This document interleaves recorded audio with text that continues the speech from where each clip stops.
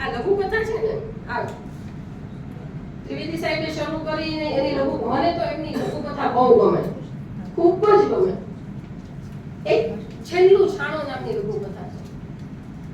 સાહિત્યની જરૂર, હા બીજું કહું કે લઘુ કથા છે ને ઈ અત્યારે કે છે એમ કે આ બધા જે નિષ્ઠાવાન પ્રયાસો કરે છે ને, પ્રેમજીભાઈ કોણ લખ્યું, કેટલી મહેનત કરે છે. લઘુ કથા એવો પ્રકાર છે જે ચિરંજીવી રહેવાનો. કારણ કે લઘુ કથા છે ને એ માનવની પ્રકૃતિની કથા છે, એની વૃત્તિની કથા છે, એના વર્તનની કથા છે. અને આપણી જે વૃત્તિઓ છે ને એ કોઈ પણ યુગ આવી જાય, માણસની વૃત્તિ એક જ રહેવાની છે. અત્યારે દાંપત્યની પણ વાત આપણે કરેલી. છેલ્લું છાણું લઘુ કથાનું શીર્ષક છે, ઇજ્જતકુમાર ત્રિવેદી.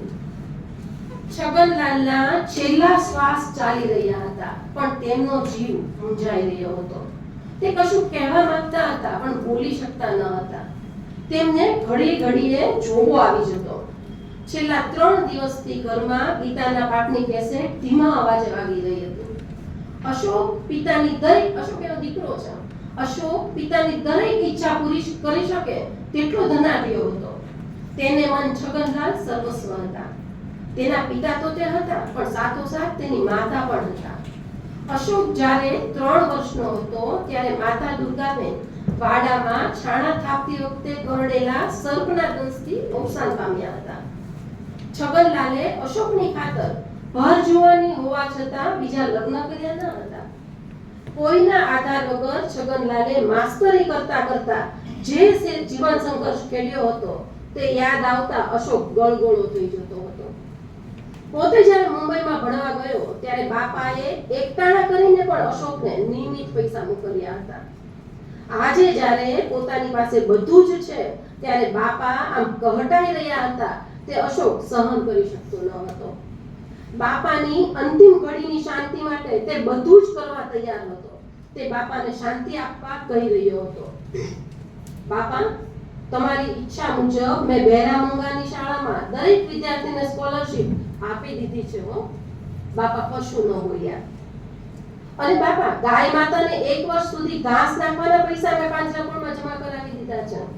બાપાએ માત્ર આંખના ડોળા ફેરવ્યા. ગામના ચારે ખૂણે અવેડા બંધાવવા મેં કડિયા દાડિયાને ગોઠવી દીધા છે હો. અને બાપાને ફરી જોગો આવી ગયો. શ્વાસની ધમણ એકધારી વધી રહી હતી. અશોકને થયું કે જીવનભર બાની ગેરહાજરીમાં કોઈના આધાર વગર જીવનના સંઘર્ષમાં અડગ રહેલા બાપા આમ છેલ્લી ઘડીએ કા નિર્બળ બની ગયા હશે. બાપા ઘડીએ ઘડીએ કંઈક કહેવા માંગતા હતા, પણ બોલવા જતા જાણે તેનો ડૂનો ભરાઈ જતો હોય તેમ બોલી શકતા ન હતા. અશોક ફરી પૂછવાનું શરૂ કરે તે પહેલા જ ડોસાને ફરી જોગો આવી ગયો. તે ઠેઠ અડધી કલાકે આંખ ઉગાડી. છેલ્લા 3 દિવસથી ગીતાના પાઠ એક ધારા ચાલુ જ હતા. આ વખતે બાપાની આંખો થોડી સ્થિર થઈ અને તેમણે નિશાની કરીને અશોકને બોલાવ્યો. અશોક બાપાની છેલ્લી ઈચ્છા જાણવા અને પૂરી કરવા હવે જીવ પર આવી ગયો હતો. બાપાએ અશોકને પોતાના પલંગની નીચે વર્ષોથી પડી રહેલી બેગ ખેંચવાની નિશાની કરી. અશોકે તે ભાંગડી તૂટલી ખખડત જ બેગ ખેંચી. બાપાએ તેને ઉઘાડવાની નિશાની કરી. કટાઈ ગયેલી તે બેગ મહા મહેનતે અશોકે ઉઘાડી. તેમાં જૂનું થઈ ગયેલું વર્ષો પહેલાનું પાનેતર હતું. મોર અને પોપટના ભરત ભરેલા ચણિયા ચોળી હતા. નાના છોકરાના જબલા અને રમકડા હતા. બાપા જુવાનીમાં પહેરતા તે બોસ્કીની કફની ચિત્રે હાલતે પડી હતી. આ બધી વસ્તુઓ જોઈને અશોકે પ્રશ્નાર્થ નજરે બાપાની સામે જોયું તો તેની આંખોમાંથી ખરેખર આંસુ ખરી રહ્યા હતા. પણ છગન બાપાને હવે ઉતાવળ હતી એટલે તેમણે ફરી નિશાની કરી એક પોટલી બતાવી.